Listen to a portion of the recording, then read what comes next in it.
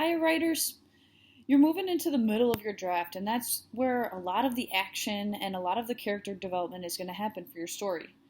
So, the focus that I want you to think about as a writer in as you build your next scenes is how can I create a character that reacts to the world around them in a way that is not just realistic, but connects the audience to who they are. So we want it to be real, and we want our readers to have an emotional connection to our characters. One way we could do that is by thinking about four common things that all humans do. First of all, what is your character thinking inside? We all know that some of the stuff that goes on in our head is really like our truth. We might say one thing and be thinking another, or we might have thoughts in our head that are too big to be able to express.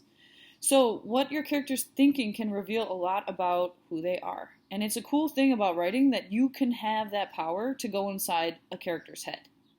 Now, equally cool is deciding how your character addresses people around them in what they say. Now, it's easy to get caught up in like the humdrum, boring dialogue that we have that in our world.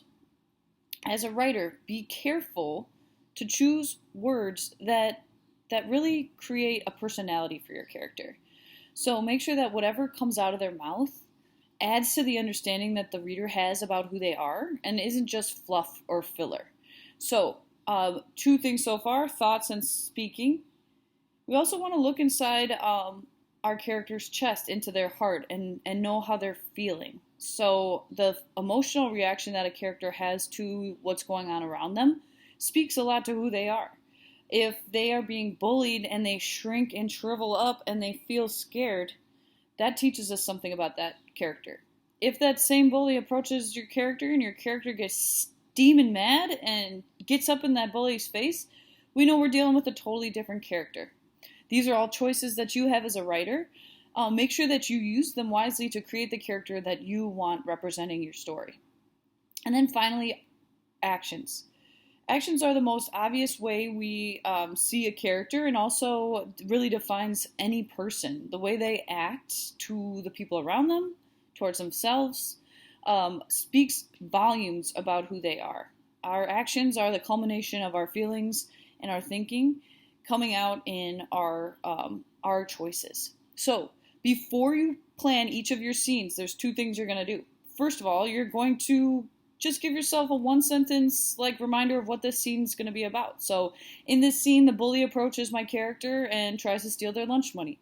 Okay, that's what's going to happen. Now I got to think about what will my character be thinking in this moment? What might they say? Or are they not going to say anything? Is that what's really going to define them?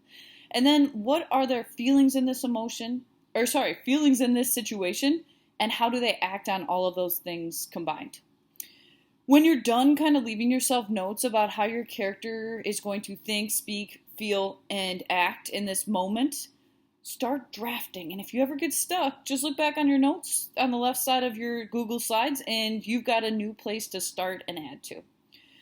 If you've got any questions, you can always reach out to me via email and be happy to work with you one-on-one or in a group on your writing. Happy writing!